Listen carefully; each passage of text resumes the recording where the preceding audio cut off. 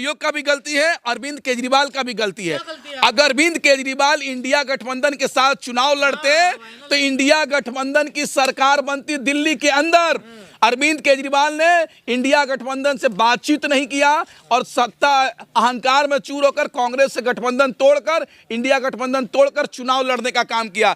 आप देखिए 10 से 12 सीटों पे ऐसी कांग्रेस वोट लाई है। अगर भाजपा, कांग्रेस और आम आदमी पार्टी का वोट मिला दिया जाए तो वहां से आम आदमी पार्टी और कांग्रेस जीत जाती। दोबारा चुनाव कराएं? नहीं, दोबारा चुनाव होना चाहिए, क्यों नहीं होना चाहिए? इस्तीफा दे दे तो 5 साल का इंतजार करिए ना। नहीं, 5 साल का इंतजार नहीं करेगी जनता। जनता इनको जवाब देगी 2027 में और 29 में, आने वाले हैं 29 में। भाजपा तो कह रहे कांग्रेस बीजेपी से मिलकर चुनाव लड़ रही है, वही पैसे खर्च कर रही है। कौन बीजेपी से मिल गया? कांग्रेस। कांग्रेस और बीजेपी एक दो धारे अलग अलग हैं। इधर बीजेपी है, इधर कांग्रेस है। कांग्रेस और बीजेपी कभी नहीं मिल सकती है। बल्कि अरविंद केजरीवाल भाजपा से मिलकर गुजरात में चुनाव लड़कर कांग्रेस को हराने का काम किया। अरविंद केजरीवाल भाजपा से मिलकर हरियाणा में कांग्रेस को हराने का काम किया। अरविंद केजरीवाल तमाम भाजपा के नेताओं से मिलकर कांग्रेस को कमजोर करने का काम किया है। मुसलमानों ने हराया है। क्यों? कौन हराया मुसलमानों ने?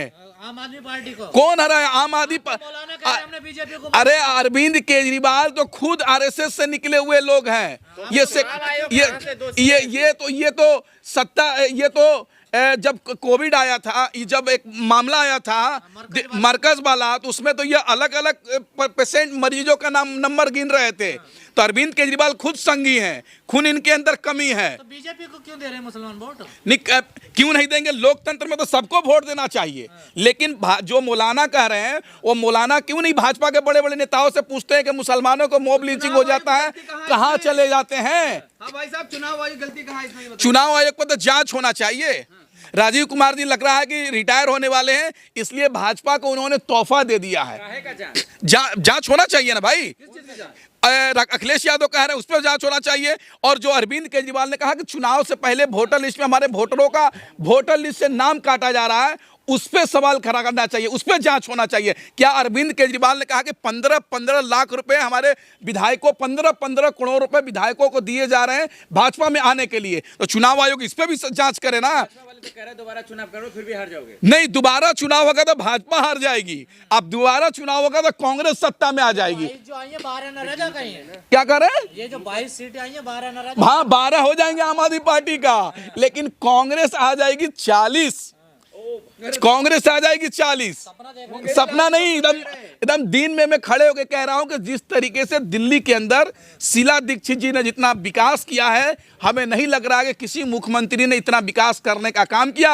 और शीला दीक्षित जी का अपमान का बदला ही अरविंद केजरीवाल को मिला है। इतने ईमानदार छवि के नेत्री को अरविंद केजरीवाल ने बदनाम किया। बीजेपी को कुंभ का फल मिला है दिल्ली में। नहीं, अरे बीजेपी को केवल क्या आपको मिला है?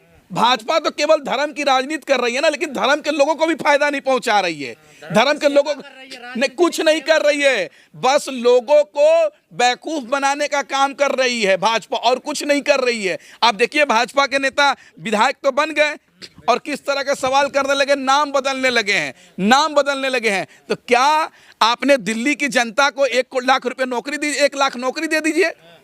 आप रात को सो पा रहे हैं? नहीं सो पा रहे हैं? बिल्कुल सो पा रहे हैं, निश्चित तौर पर सो रहे हैं। और कांग्रेस हारी है तो फिर अच्छा है ना, बीजेपी जीत गई है। हाँ, तो बीजेपी जीत गई है तो कर क्या रही है? पूरे देश में बीजेपी की सरकार है, कहाँ विकास कर रही है? दिल्ली में विकास होगा। अब विकास पूरे देश में 11 साल से ठप है। इस देश को कोई चला सकता है तो जिसका नाम है कांग्रेस पार्टी, जिसने 60 साल चलाया है और देश को आजादी की लड़ाई में योगदान है।